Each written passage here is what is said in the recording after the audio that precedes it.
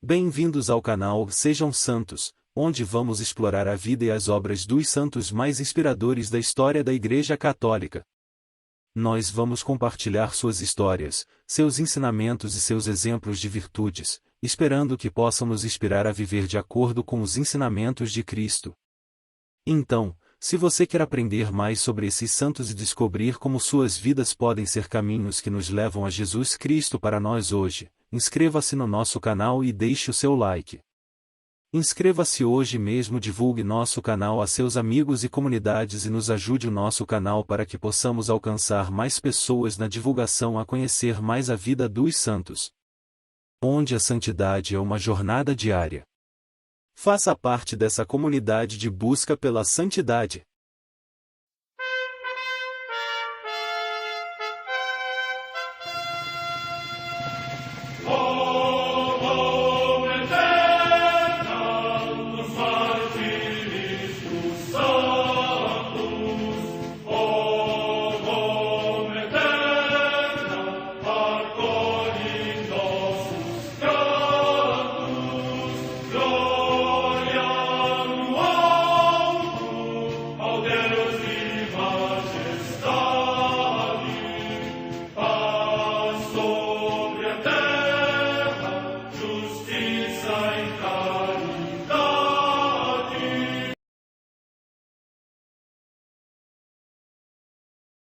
Ler a vida dos santos desperta em nós o desejo de seguir a Cristo.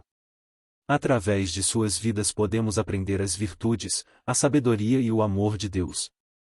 Cada santo nos oferece um modelo de vida a ser imitado, como diz São Paulo na carta aos Hebreus, capítulo 12, versículo 1. Estamos rodeados por uma nuvem de testemunhas. A Igreja foi fundada por nosso Senhor Jesus Cristo não apenas como uma instituição, mas uma autêntica família. Os santos mártires, confessores, doutores, as virgens, os santos pastores e todos os demais santos são realmente nossos irmãos que nos precederam no caminho da fé e já estão no céu, para onde também iremos nós, pela graça de Deus. Portanto, sede santos, assim como vosso Pai Celeste é santo. Mateus capítulo 5, versículo 48. Hoje, dia 17 de fevereiro, celebra a Igreja a vida dessa grande santa, Beata Elisabetta Sana. Beata Elisabetta Sana. No dia 22 de janeiro de 2016 o Papa Francisco concordou com a beatificação da venerável serva de Deus Elisabetta Sana, uma leiga professa da Ordem Terceira do Apostolado Católico fundado por São Vicente Pallotti. A beatificação aconteceu em 17 de setembro de 2016 na Sardenha, onde nasceu a mãe Sana, como é chamada a Beata. Elisabetta nasceu, no dia 23 de abril de 1788, na ilha de Sardenha. Era filha de Salvatore Sana e Maria Domenica Lai, ambos agricultores, de viva e profunda fé cristã. Tiveram 7 filhos, sendo 3 mulheres, das quais só sobreviveu Elisabetta, e 4 homens, sendo que o primogênito faleceu e o terceiro tornou-se sacerdote. Naquela região da Sardenha houve uma grande epidemia de varíola, que atingiu a maior parte das crianças. Elisabetta tinha 3 meses de idade e foi também atingida. Sobreviveu graças a uma cirurgia que lhe retirou os nervos dos braços, deixando seus braços travados na altura do peito.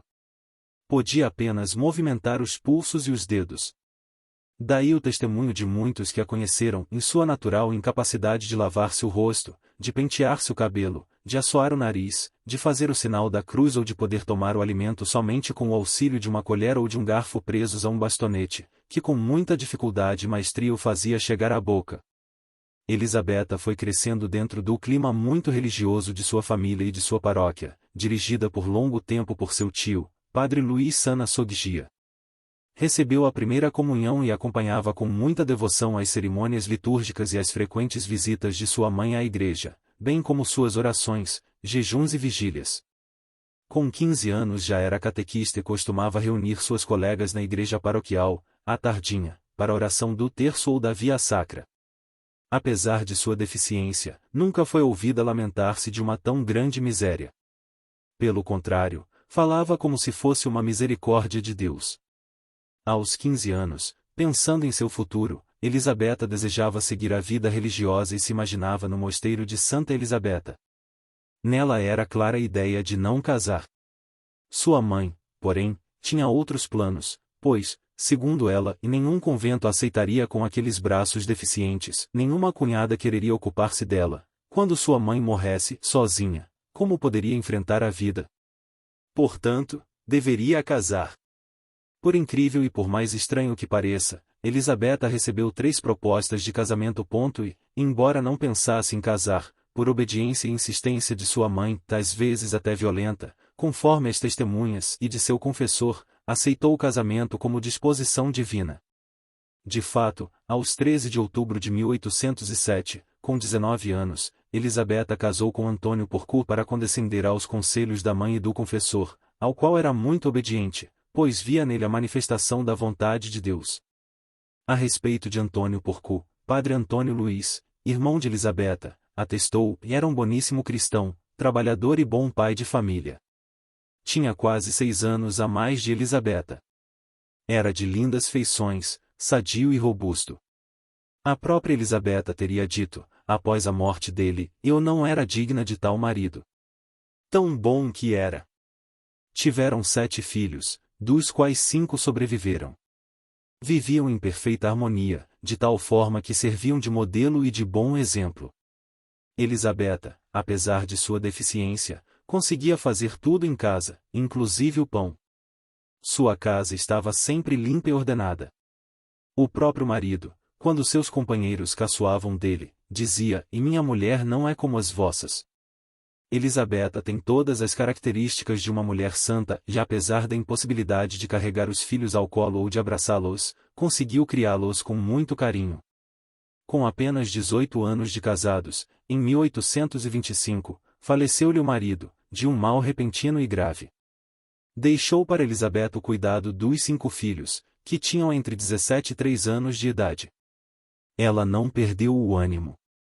Pelo contrário, acreditava entender o plano de Deus, e agora, depois da riquíssima experiência da vida conjugal, as portas se abriam para a tão sonhada consagração religiosa, pelo voto de castidade perpétua, que de fato se concretizou, em 1829, diante de seu confessor. Seu irmão, Padre Antônio Luiz, foi quem passou a ajudá-la no cuidado dos filhos e a responsabilizar-se por sua educação e por seu futuro. Na quaresma de 1829, esteve em Codrogianos Frei Luís Paulo de Ploag, um franciscano que conhecia a Terra Santa.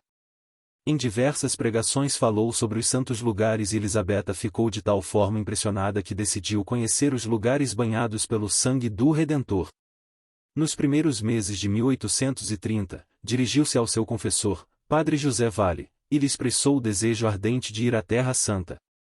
Este mostrou-lhe os perigos e os imprevistos de uma viagem tão longa e lhe mostrou a inconveniência de deixar os filhos sem mãe. Ela o escutou e lhe obedeceu, mas, em julho do mesmo ano, voltou a fazer o mesmo pedido ao Padre Vale que, por fim, decidiu deixá-la ir e se ofereceu para acompanhá-la. O argumento, que mais tarde Padre Vale aduziu em favor da partida de Elisabeta à Terra Santa, foi o seguinte: e sua ida à Terra Santa não só não era um prejuízo para a família, mas, pelo contrário, um bem, pois aquela família, passando aos cuidados de seu irmão Padre Antônio Luiz, teria um futuro melhor. Para Elisabeta, na verdade, tornará-se quase uma obsessão ir à Terra Santa, pois sua vida estava por demais voltada às coisas de Deus e ao permanente desejo de consagrar-se totalmente a Ele, desde sua infância. Era a voz de Deus a falar-lhe bem alto. Agora decidiu segui-la. Aos 24 de junho de 1831, juntamente com seu confessor, Padre José Vale, Elisabeta partia em direção à Terra Santa. No dia 29 desembarcaram no porto de Gênova, à espera de um outro barco que os levaria naquela direção. Logo apareceu um que iria até Chipre. Ao apresentar seus passaportes, foi-lhes dito que necessitavam do visto do ministro de Turim, e isso levaria 1 mês. Não teriam dinheiro suficiente para permanecer 1 mês em Gênova e então decidiram ir a Roma. Eis aqui, diz Padre Vale, a manifestação da divina providência, vamos a Roma e de lá, se os céus quiserem, partiremos para a Terra Santa. A viagem durou de 9 a 23 de julho, em carroça, carreta, a pé, entre fome, sede e o sol quente do verão europeu. Uma verdadeira aventura, sobretudo para uma deficiente. Ao longo da viagem, visitavam cidades, igrejas, santuários e outros lugares santos, como Cássia, Santa Rita. Ao chegar a Roma, Padre Vale conseguiu logo ser capelão do Hospital de Santo Espírito. E Elisabetta? Padre Vale conseguiu para ela um quartinho, no último piso de um casarão paralelo à fachada da Igreja de Santo Espírito, junto à rua que conduz às colunas da Basílica São Pedro. Além disso, deixou-lhe algum dinheiro e, sempre que podia, visitava-a e levava-lhe algum alimento, até que ela mesma conseguisse arranjar-se sozinha. Diga-se de passagem, Elisabetta era analfabeta e só sabia falar o sardo, dialeto da Sardenha, que ninguém em Roma entendia, a não ser um ou dois confessores do Vaticano. Ao encontrar esse lugar para Elisabetta, Padre Vale a recomendou a algumas senhoras, que moravam em quartos vizinhos, e delas se fizeram amigas. Ela, por sua vez, com sua maneira edificante de portar-se, atraiu logo a simpatia delas, de tal forma que em seguida a levaram a visitar igrejas, a assistir programações religiosas. Seus dias transcorriam entre visitas a igrejas, muitas missas diárias na Basílica ou em outras igrejas que havia nos arredores, adoração ao Santíssimo Sacramento, novenas, vias sacras, visitas a doentes e a pobres, bem como cuidado das coisas e das roupas do Padre Vale, que em pouco tempo teve que deixar a capelania do Hospital do Santo Espírito. Era para ele mãe e irmã, cozinhava, lavava roupa, confeccionava meias e barretes etc. Por diversas vezes e por insistência de seus familiares, particularmente de seu irmão Padre Antônio Luiz, com quem mantinha frequente correspondência, através do Padre Vale, que por sua vez seguia as instruções do Padre Loria, o confessor de Elisabetta, em Roma, que entendia o sardo, esteve por retornar à sua família, em Codrogianos, ao menos para ver seus filhos. Infelizmente, ao propor-se, logo adoecia e não tinha condições de viajar.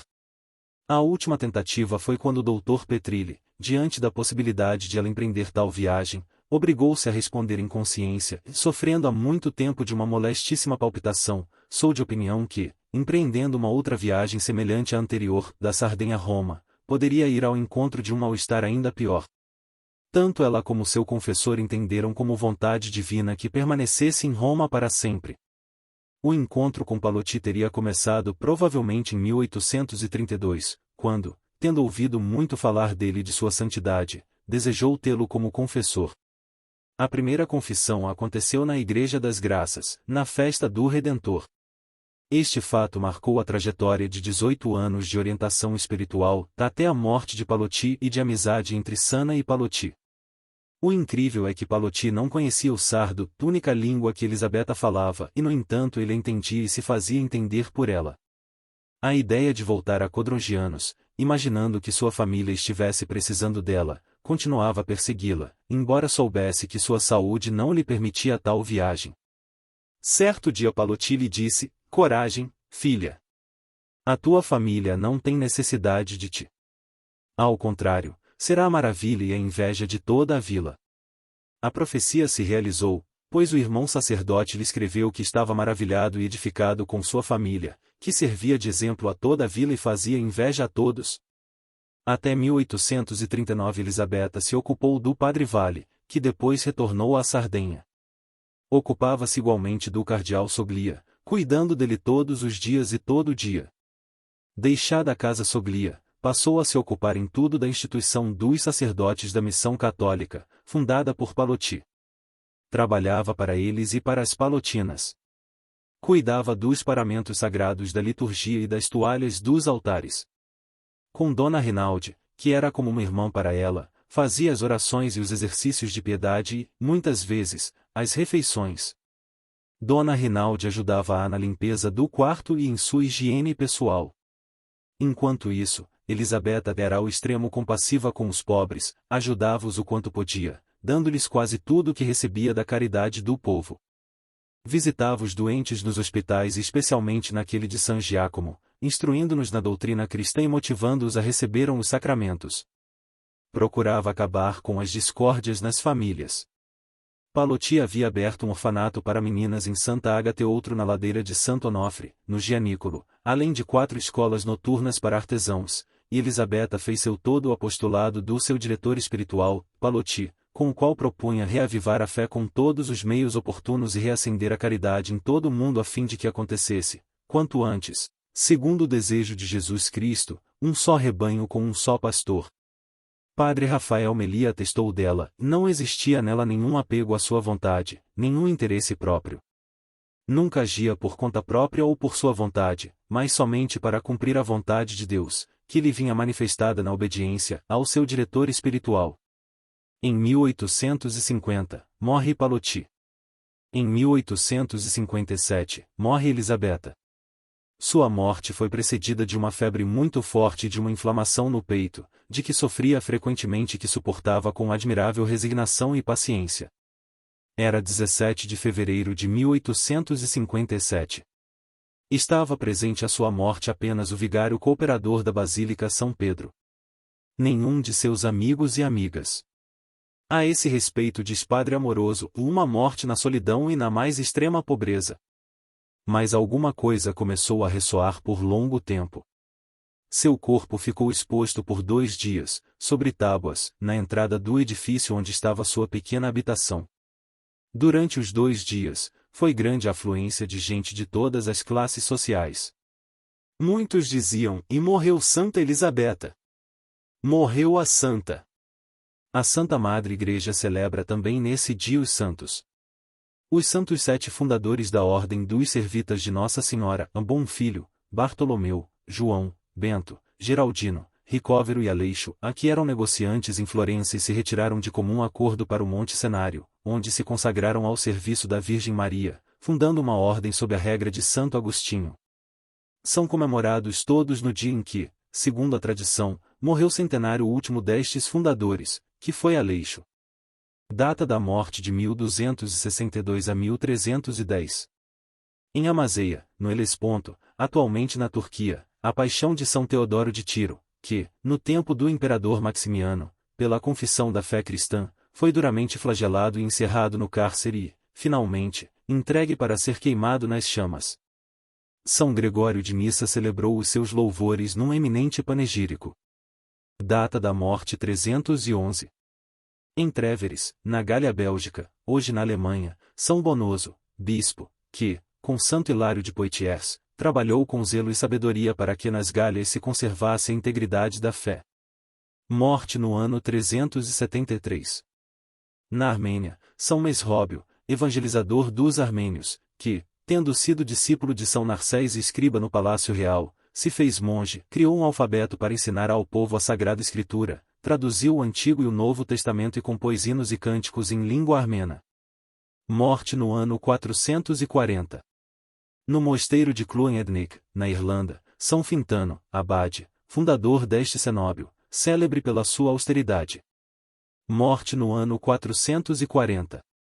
Comemoração de São Flaviano, bispo de Constantinopla, hoje Istambul, na Turquia, que, ao defender a fé católica no concílio de Éfeso, foi ferido com punhadas e pontapés pelo ímpio Dióscoro e morreu pouco tempo depois no exílio.